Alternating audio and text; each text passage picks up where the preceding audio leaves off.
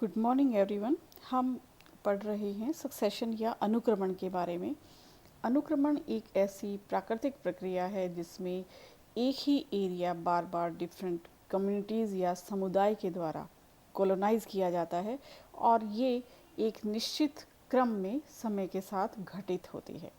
तो इस सक्सेशन को हम मुख्यतः दो टाइप्स में बांट देते हैं, primary succession and secondary succession. यदि अनुक्रमण ऐसे स्थान से प्रारंभ होता है जहाँ पर पहले किसी भी प्रकार की वनस्पति या लिविंग मैटर एग्जिस्ट नहीं हो, तब उसे हम कहते हैं प्राइमरी सक्सेशन। सेकेंडरी सक्सेशन में जब अनुक्रमण ऐसे स्थान से प्रारंभ हो जहाँ पर पहले लिविंग मैटर एग्जिस्ट था लेकिन वो किसी कारण से नष्ट हो जाता है, तब इन स्थान से प्रारंभ होने वाला अनुक्रमण सेकेंडरी सक्सेशन कहलाता है। इसके अलावा हमने autogenic, allogenic, autotrophic and heterotrophic succession के बारे में भी स्टडी की। आज हम जानकारी हासिल करेंगे सक्सेशन की प्रोसेस के बारे में, ये प्रक्रिया किस प्रकार से संपन्न होती है। Ecological succession is completed through a series of sequential steps. तो हम इकोलॉजिकल सक्सेशन की जो प्रक्रिया है उसको कुछ स्टेप्स में बांट देते हैं जो कि एक सीक्वेंस में पाए जाते हैं। इससे पहला स्टेप कहलाता है न्यूडेशन या अनाच्छादन, जिसमें एक बेयर लैंड का फॉर्मेशन होता है। दूसरा स्टेप कहलाता है यहाँ पर इन्वेजन या अतिक्रमण। कोई दूरस्थ स्थानों से या डिस्टेंट एरिया से जो सीड्स, प्रोपेग्यूल्स या स्पोर्स हैं वो यहाँ पर आकर पहुँचते हैं, अपने आप को स्थापित करते हैं और फिर एग्रीगेट हो जाते हैं। तो ये प्रक्रिया कहलाती है इन्वेजन या अतिक्रमण। थर्ड स्टेप कहलाता है कंपटीशन एंड कोएक्शन, प्रतिस्पर्धा एवं सहक्रिया। अब ये जो एस्टेब्लिश हो जाते हैं, इन स्पीसीज के अंदर इंट्रा स्पेसिफिक या इंटर स्पेसिफिक कंपटीशन पाए जाते हैं। एक ही स्पीसीज के जो इंडिविजुअल्स है वो भी एक दूसरे को प्रभावित करते हैं, तो इसे कोएक्शन कहा जाता है। इस कंपटीशन एंड कोएक्शन के बाद अब एक इम्पोर्टेंट स्टेप आता है जिसे रिएक्शन कहते हैं। यहाँ पर जो कम्युनिटी अपने आप को फिट साबित कर लेती है, अब वो एनवायरनमेंट को मॉडिफाई करती है, एनवायरनमेंट के साथ वो प्रतिक्रिया करती है, रिएक्शन करती है, उसको थोड़ा बहुत मॉडिफाई करती है। धीरे धीरे जो परिस्थितियाँ हैं वो अब इस पायोनियर कम्युनिटी के अनुकूल नहीं रहती, वो सीरियल कम्युनिटीज़ के द्वारा प्रतिस्थापित होती रहती है। फाइनल जो इसका स्टेप है वो स्टेबलाइजेशन या क्लाइमैक्स कहलाता है, स्थायीकरण या चरम अवस्था। इस चरम अवस्था में कम्युनिटी रिप्लेस होती होती लास्ट में एक क्लाइमैक्स कम्युनिटी का फॉर्मेशन करती हैं जो कि एनवायरनमेंट के साथ एक इक्विलिब्रियम या सामंजस्य स्थापित कर लेती हैं। तो ये 5 स्टेप्स में हम इकोलॉजिकल सक्सेशन के प्रोसेस को बांट सकते हैं। इस पिक्चर में हमें दिखाई दे रहा है nudation, invasion, competition and coaction, reaction and stabilization. तो अब इन स्टेप्स को हम थोड़ा डिटेल में स्टडी करेंगे।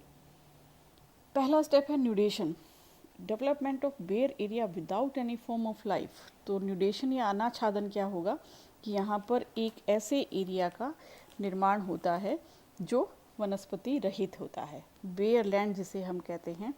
ये बेयर लैंड कई कारणों से बन सकती है, यानी न्यूडेशन के कई कारण हो सकते हैं। इसे हम topographic, climatic and biotic causes में बांट सकते हैं। टोपोग्राफिक जैसे सॉइल और टोपोग्राफी रिलेटेड ये फैक्टर्स हो सकते हैं, भूस्खलन या लैंडस्लाइड और वॉल्केनिक एक्टिविटीज़, ज्वालामुखी फटने के बाद उसके ठंडे होने के बाद धीरे धीरे कुछ वनस्पतियाँ वहाँ पर स्पोर्स या प्रोपेग्यूल्स के रूप में पहुँचती हैं, तो ये टोपोग्राफिक कॉजेज कहलाते हैं। क्लाइमेटिक में due to glaciers, frost, fire, dry period, hail, storm, तूफान आना, बाढ़ आना या फिर बहुत ही अधिक सूखा पड़ना या ग्लेशियर्स के कारण या फिर आग लगने के कारण, तो ये कुछ ऐसे क्लाइमेटिक फैक्टर्स हैं जिनकी वजह से बेयर लैंड का फॉर्मेशन हो सकता है। बायोटिक फैक्टर्स में हम शामिल करते हैं फॉरेस्ट डिस्ट्रक्शन। आपने जूमिंग कल्टीवेशन के बारे में सुना होगा। फॉरेस्ट या जंगलों का सफाया करके वहाँ पे खेती की जाती है, जब तक वो लैंड वहाँ पर फर्टाइल रहती है वो खेती करते हैं, उसके बाद उस स्थान को छोड़ करके दूसरे स्थान पर माइग्रेट हो जाते हैं। तो ये जो ज़मीन है अब बंजर हो जाती है, बेयर लैंड कहलाती है। तो ऐसी ये बायोटिक कॉज है, यानी मनुष्य एक बहुत बड़ा कारण है जो न्यूडेशन या बेयर लैंड के फॉर्मेशन में योगदान करता है। खेती करने के कारण भी हो सकता है, या किसी कोई डिजीज़ या एपिडेमिक महामारी कोई आ जाती है, संपूर्ण वनस्पति को नष्ट कर देती है, उससे भी न्यूडेशन हो सकता है, अनाच्छादन हो सकता है। तो पहला स्टेप न्यूडेशन, इसे हम 3 कारण इसके न्यूडेशन के हम दे सकते हैं। भी बेयर लैंड का फॉर्मेशन टोपोग्राफिक, क्लाइमेटिक या बायोटिक कोजेज से हो सकता है। यहाँ हमें इस पिक्चर में ज्वालामुखी फटता हुआ दिखाई दे रहा है, उसके बाद लावा ठंडा हो रहा है और धीरे धीरे ठंडा होने के बाद ये इसमें काफ़ी लंबा समय लगता है, लेकिन कुछ इस जब ये ठंडा हो जाता है पूर्णतः तो उसके बाद यहाँ पर वनस्पतियाँ पहुँचती हैं। सेकंड स्टेप कहलाता है इन्वेजन या आक्रमण। इसमें जो दूरस्थ स्थान है वहाँ से जो प्लांट्स हैं वो सीड्स, स्पोर्स, प्रोपेग्यूल्स के रूप में पहुँचते हैं।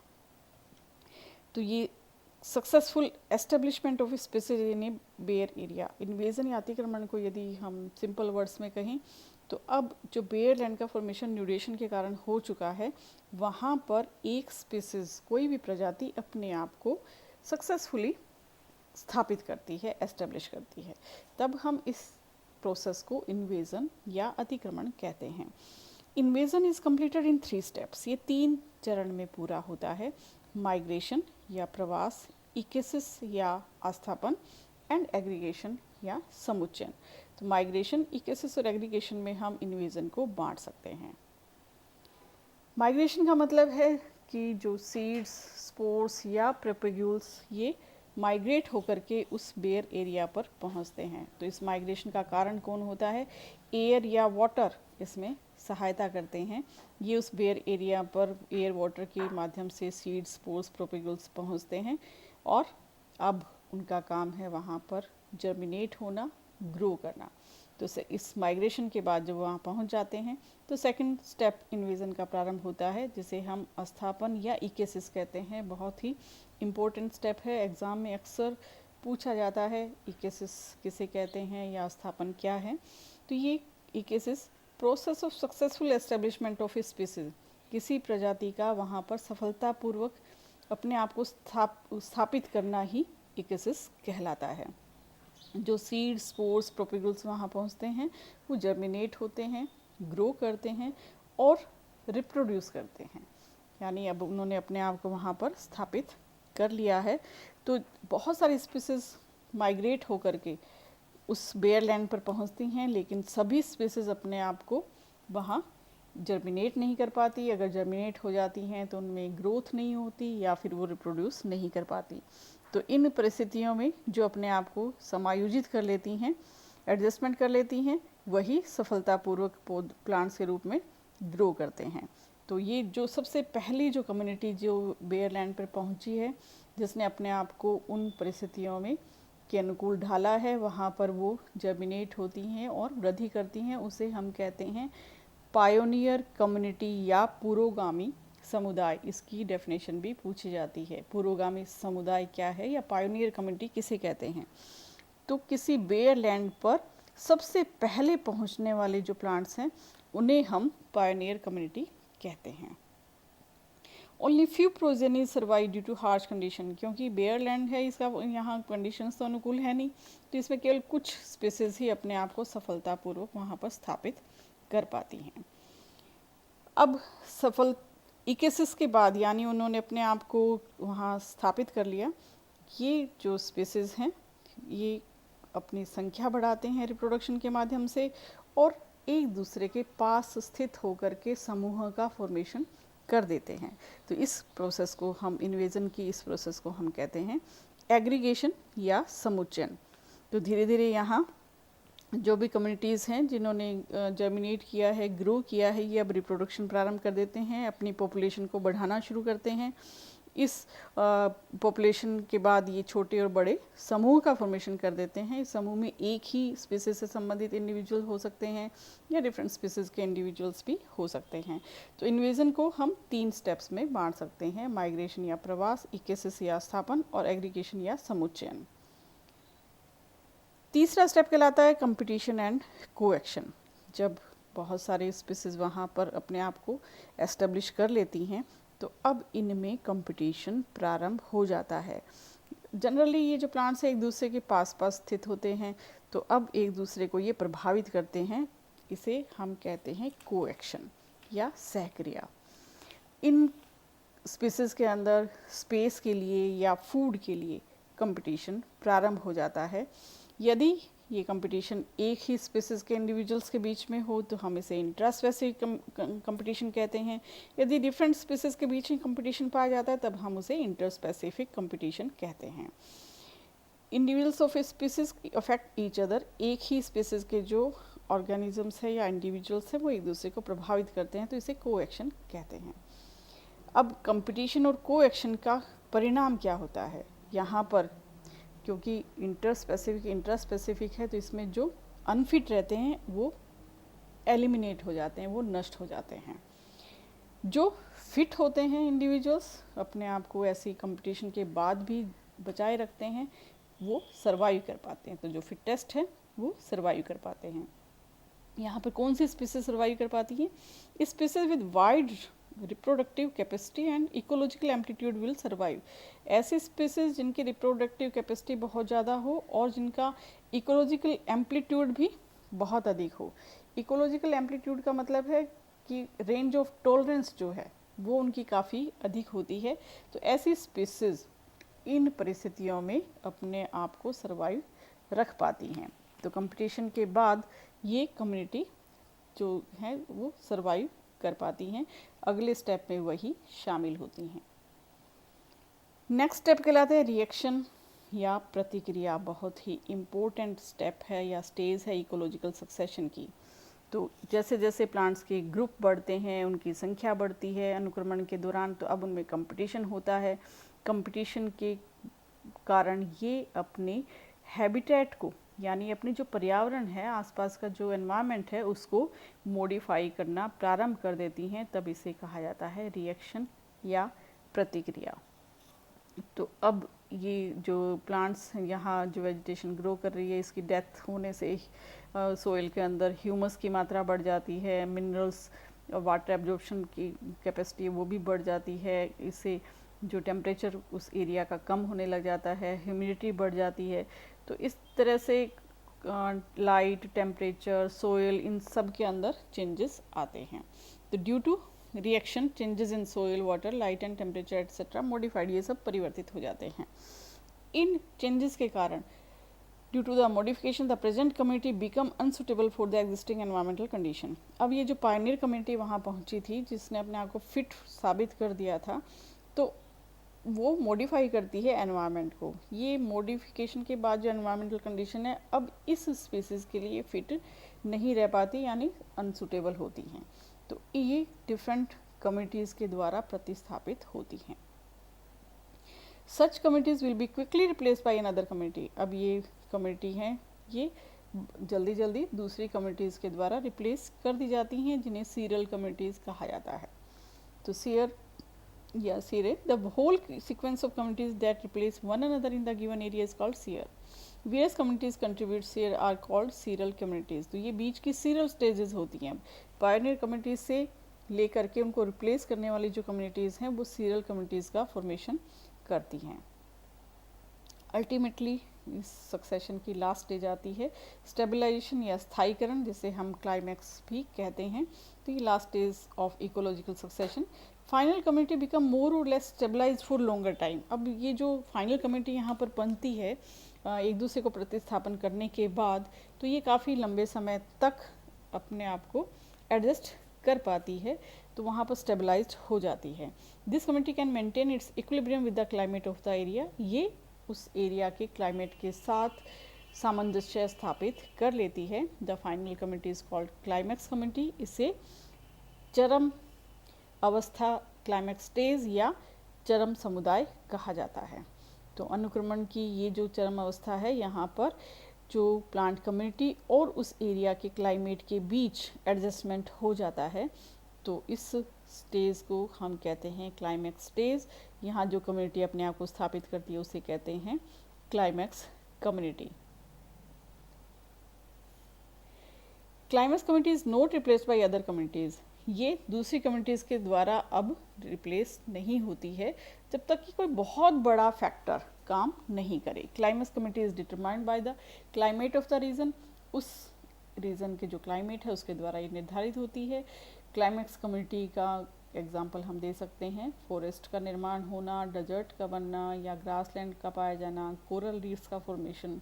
तो ये सब क्लाइमेक्स कम्युनिटीज़ को दर्शाते हैं, forest, desert, grasslands and coral reefs. तो यहाँ हम देख सकते हैं पिक्चर में ये सब क्लाइमेक्स कम्युनिटीज़ हैं, किसी फॉरेस्ट का फॉर्मेशन होना, डेजर्ट का बनना, ग्रासलैंड्स या फिर कोरल रीफ यहाँ पाए जाते हैं। कई बार ये देखा जाता है कि कई ऐसी डिस्ट्रक्टिव एक्टिविटीज़ होती हैं जिसके कारण ये जो प्लांट कम्युनिटीज़ है इनमें डिस्टर्बेंस आ जाता है, और इस तरह से जो हमने सक्सेशन के सिक्वेंशियल स्टेप्स पढ़े उसमें चेंजेज आ जाती हैं, तब इसे हम कहते हैं रेट्रोग्रेसिव सक्सेशन। इसका एक अच्छा एग्जाम्पल हम समझ सकते हैं, जंगलों में जब किसी कारण से उनकी बहुत अधिक कटाई होने से हम देखते हैं कि वृक्ष नष्ट होने लगते हैं, उनका स्थान झाड़ियाँ ले लेती हैं। कुछ समय बाद झाड़ियाँ भी नष्ट हो जाती हैं, अंडर श्रब्स या हर्ब्स उनको प्रतिस्थापित कर देते हैं। तो इस तरह का सक्सेशन कहलाता है रेट्रोग्रेसिव सक्सेशन, यानी अब ये प्रतिगामी अनुक्रमण है, दूसरी जो दिशा है वो ले ली इसने, ये प्रोग्रेस नहीं हो रही अब यहाँ पर, तो इसलिए वो नेगेटिव उसका जो कम्युनिटी है वो जा रही हैं। यानी एक तो वृक्षों के कारण फॉरेस्ट का निर्माण था, धीरे धीरे वो प्रतिस्थापित हो जाता है झाड़ियों के द्वारा, और अब वो फिर हर्ब्स या अंडर श्रब्स के द्वारा प्रतिस्थापित हो जाता है। तो इस तरह के सक्सेशन को हम रेट्रोग्रेसिव सक्सेशन या प्रतिगामी अनुक्रमण कहते हैं। अब लास्ट में सक्सेशन की इम्पोर्टेंस क्या है, क्या महत्व है इसका। Succession provides a mechanism by which ecosystem maintain their long term sustainability. ये ऐसा इकोसिस्टम प्रोवाइड करता है जिसके काफ़ी लंबे समय तक जो सस्टेन रह सकता है। इसे हम सक्सेशन को दूसरी एक और टर्मिनोलॉजी यूज़ करते हैं, इकोसिस्टम डेवलपमेंट भी कहते हैं।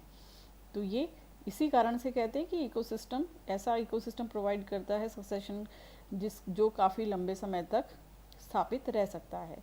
It also allows ecosystem to recover from natural और ह्यूमन कोज डिस्टर्बेंसेज। सक्सेशन के कारण जो डिस्टर्बेंसेज आए हैं उनको भी ये रिकवर करते हैं ये process. The process of ecological succession is the one that causes changes in the earth ecosystem. Earth के जो इकोसिस्टम में जो बदलाव आते हैं वो भी इस अनुक्रमण की प्रक्रिया के कारण ही आते हैं। Ecological succession is the reason why different types of ecosystem either disappear or they are born new within a specific environment.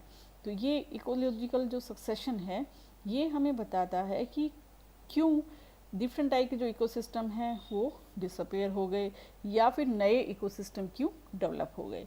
तो यदि हमें अनुक्रमण की जानकारी है तो हम आसानी से ये बता सकते हैं कि ये प्रोसीजर यहाँ नए प्लांट्स या नई वेजिटेशन कैसे ग्रो हुई है या वो नष्ट हुई है, कौन सा स्टेप इसका चल रहा है।